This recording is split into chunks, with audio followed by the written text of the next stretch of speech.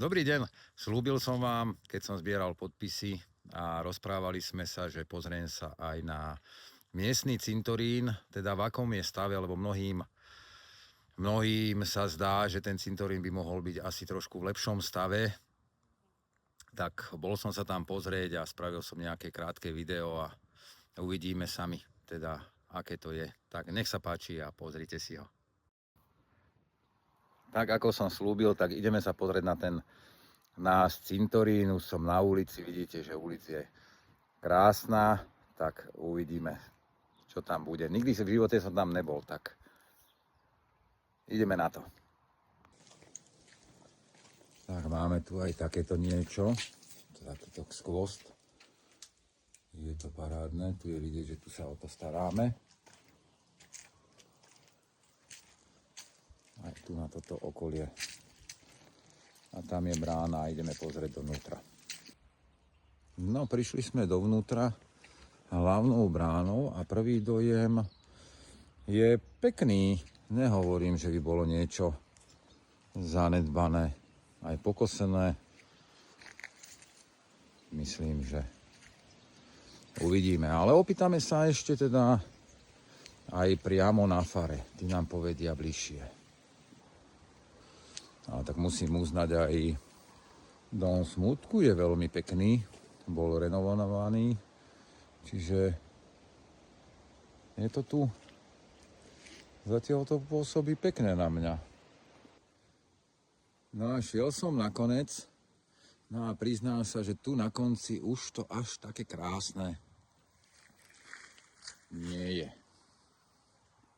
No, ale veľkou pravdou je, že príjazd na ten cintorín so zadnou stranou, no nie je to až také vábne.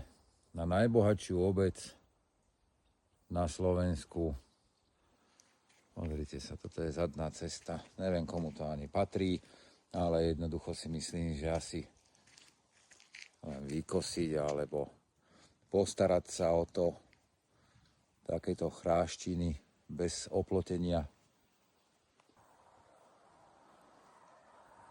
Je to také, no, aj tá stará lipa už tu leží asi nejakú dobu. No aj tie staré stromy, viete, no, popadá to niekomu na hlavu. Uvidíme, no, čo z toho bude. Aha, tu máme ďalšiu stranu, no, tu padá celé oplotenie, až v podstate na dom.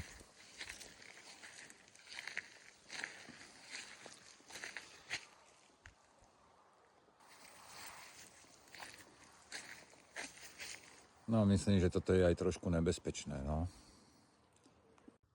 Tak, video je amatérske, ale snáď ste si názor spravili. Musím podotknúť to, že tento cintorín nie je v správe obci, ale je v správe teda cirkvi, fary a tak ďalej. Avšak musím podotknúť to, že ako najbohatšia obec na Slovensku mala možnosť o dlhodobý prenájom tohoto cirkevného majetku a tohoto cintorína za 1 euro.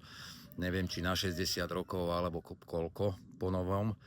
Čiže ja myslím, že tých pár korún na to, aby tí zosnulí mali krajšie podmienky, by sa mohlo nájsť. No, asi tak. Tak všetko dobre zatiaľ. Tak sa majte.